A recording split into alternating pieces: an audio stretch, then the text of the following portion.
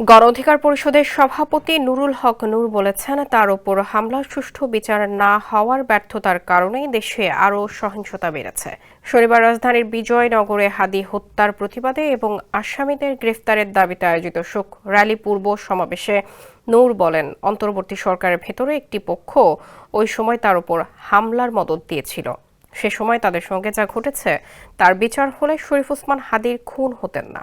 সরকারের ব্যর্থতায় খুনিরা হাদিকে হত্যার সাহস পেয়েছে বলে অভিযোগ করেন তিনি। নূর বলেন, হাদির মৃত্যুতে গোটা জাতি বা ক্রুদ্ধ। এখন যে কোনো ব্র্যান্ডের পুরাতন এসি বদলে নতুন ওয়ালটন এসিতে উপভোগ করুন 25% ছাড়। তিনি অভিযোগ করেন, বর্তমান সরকার দেশের রাজনৈতিক দুর্বৃত্তায়ন বাড়িয়েছে, ফ্যাসিবাদের প্রশ্রয় দিয়েছে এবং বিপ্লবীদের ঝুঁকির মুখে ঠেলে দিয়েছে।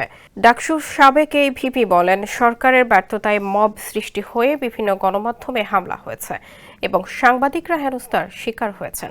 সমাবেশে দলের সাধারণ সম্পাদক রাশেদ খান বলেন, খুনিরা কিভাবে পালায় তা প্রশ্নবিদ্ধ।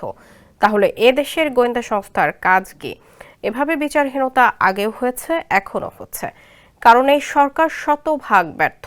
আমি চাই দ্রুত নিরপেক্ষ তদন্ত, আসামিদের গ্রেফতার এবং ন্যায় বিচার ও জনগণের আস্থা পুনর্গঠিত হোক, যাতে ভবিষ্যতে এমন হত্যাকাণ্ডের পুনরাবৃত্তি আর না ঘটে।